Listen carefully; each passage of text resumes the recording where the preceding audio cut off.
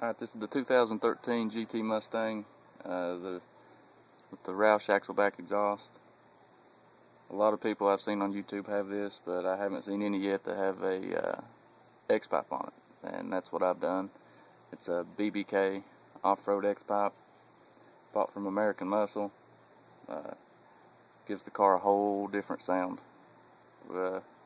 as just having the Roush exhaust on it. Let me show you.